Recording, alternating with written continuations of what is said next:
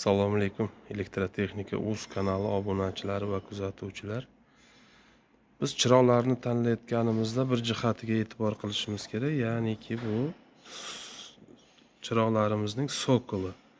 Mana sokollarimiz E27 va E40. Asosiy ishlatadigan sokollarimiz E27 va E40 bo'ladi. Mana bu chirog'imizning sokoli mana E27. Mana bu patronga tushadi.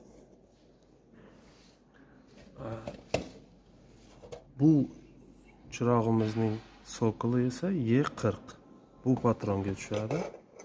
Mana katta patron. Ko'pchilik shu jihatiga ko'p e'tibor bermaydi. Mana mayda patronimiz mana E27, mana kattasi E40. Endi bu chirog'imizni bu patronga qo'ya olamizmi degan savol bor. Bunga mana zavod xodimlari shunaqa maxsus moslama qo'yibdi. Mana bu yechib olinadi.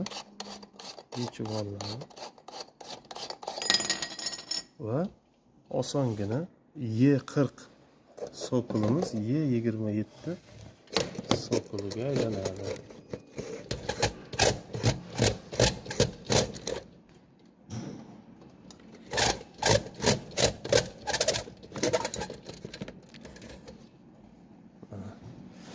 Chirog'imizni o'rnatib oldik. Bemalol qo'shib ko'rishimiz mumkin.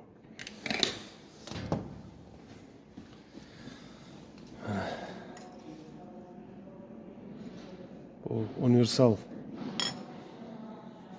chiroq bo'pti.